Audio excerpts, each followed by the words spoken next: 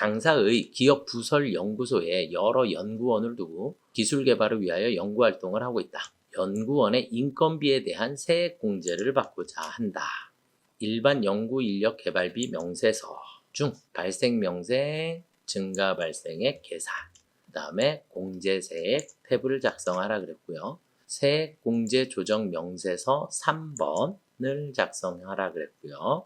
그 다음에 세액 공제 1번, 당기 공제 및 2월액 계산 탭을 작성하시고 이렇게 돼 있어요. 그래서 연구개발 인력 현황 신고서 중 일부, 그래서 이렇게 3명이 나와 있고요. 지급 내역 이렇게 나와 있고, 그 다음에 중소기업에 해당하고 인건비만 경상연구개발비 제조로 처리한다 이렇게 되어 있고, 연구인력개발비 대상 세액공제 최저한세 적용 제외다라고 그랬고요. 일반 연구개발비에 해당함.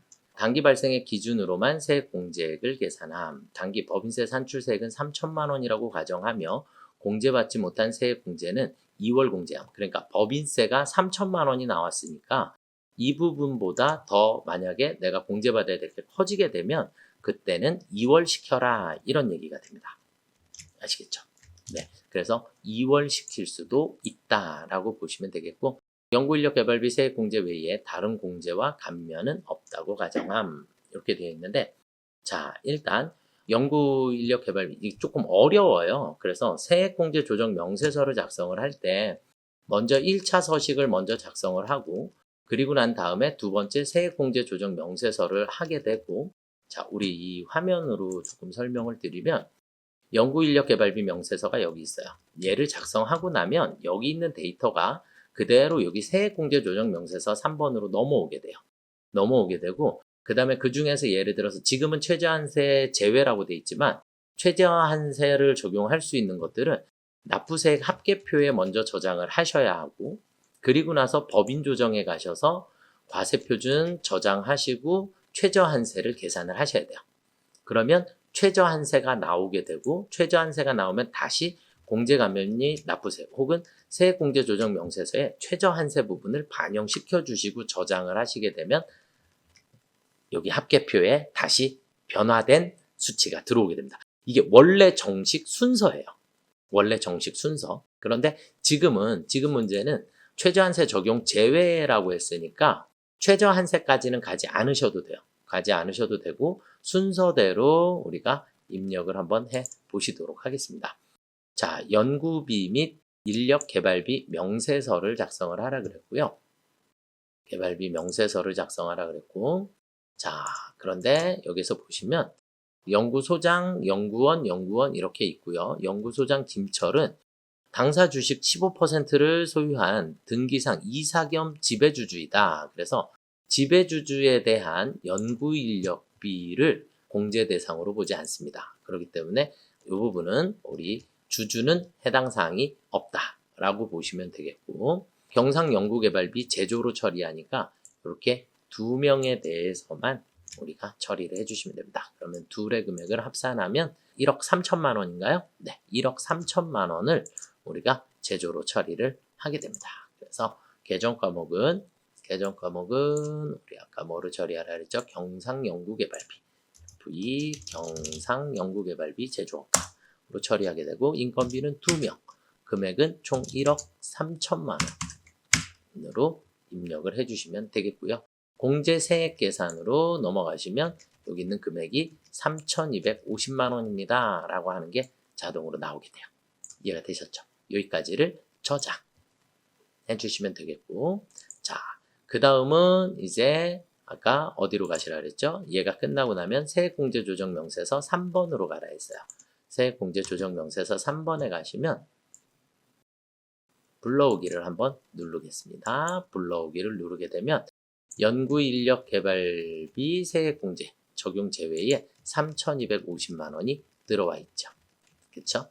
네. 그리고 원래는 여기서 저장을 하고 그 다음에 합계표에 가서 불러오기를 해서 또 저장을 하고 최저한세 계산을 해야 되는데, 최저한세 계산이 따로 필요 없다 보니까 우리는 지금 여기에서 단기공제 및 2월액 계산에 가셔서 불러오기를 다시 눌러보겠습니다. 그럼 이렇게 되면 연구인력개발비 당기분이 이렇게 나와요.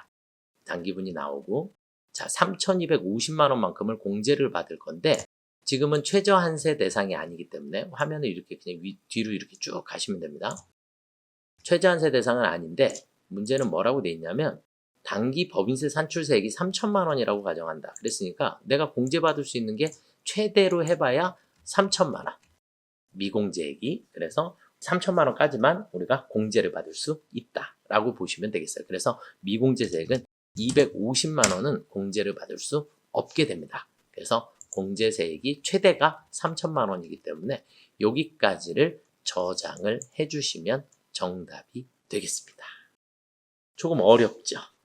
네, 이게 조금 어렵습니다. 그래서 여기까지를 저장을 하고 나면 우리가 이제 공제감면세액, 추가납부세액, 합계표에 가셔서 불러오기를 하게 되면 최저한세 적용 배제, 세액감면, 그 다음에 세액공제, 세액공제에 가면 이렇게 숫자가 들어와요.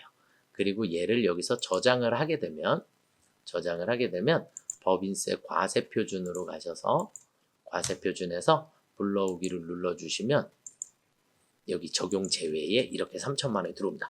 여기까지가 원칙 순서예요. 원칙 순서인데 우리가 주어진 시험 문제상에서는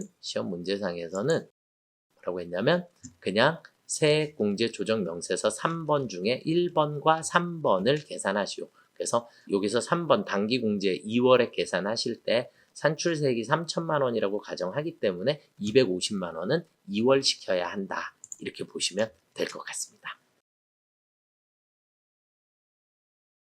세액공제 조정 명세서 3번을 작성하라고 했고 문제는 솔직히 조금 쉽게 나왔어요. 세액공제 신청서를 작성하라 그랬어요. 그러니까 이 두 개 서식은 무조건 작성을 해야 한다. 그래서 세액공제 조정 명세서는 세액공제 1번 탭과 당기공제 및 2월 계산 탭을 모두 작성하도록 한다. 이렇게 되어 있잖아요. 그렇죠? 그래서 당사는 수도권 내에 소재하는 중소기업에 해당한다. 수도권 내에 소재하는 중소기업에 해당한다. 그랬고 정규직 전환자나 유아 휴직 전환자는 없는 것으로 한다.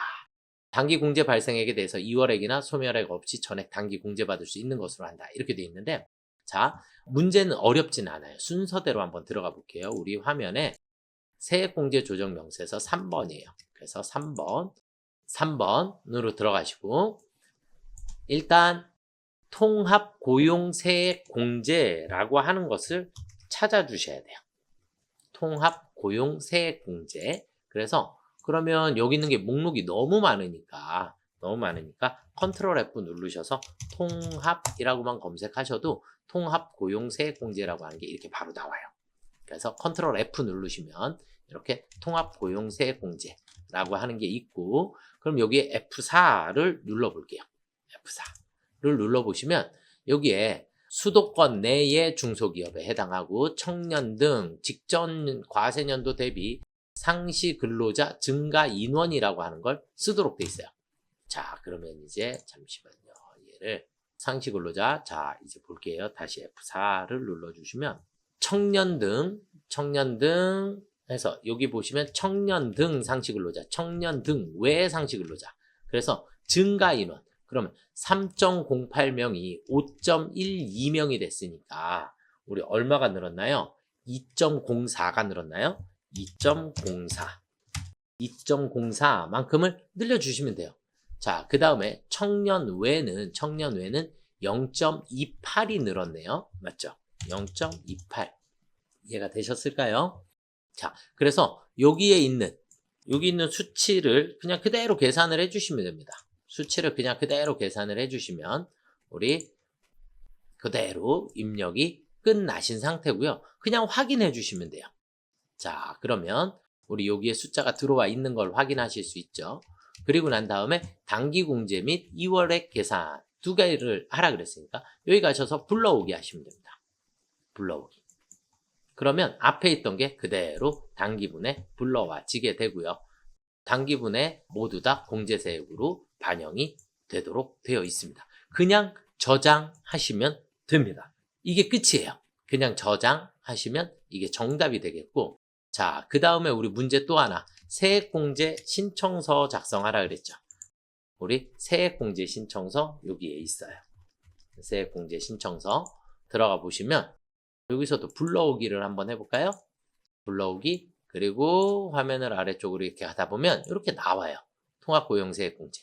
근데 그냥 바로 저장만 해주시면 정답이 되겠습니다.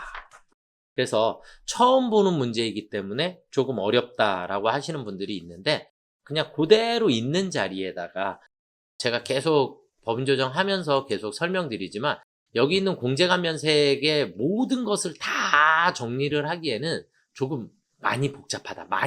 너무 내용이 많다. 그래서 이 부분을 다 할 수는 없다 보니까 대충 이렇게 요령껏 우리가 문제를 조금 풀어나가시는 방법을 조금 터득하셨으면 좋겠다라고 생각이 듭니다.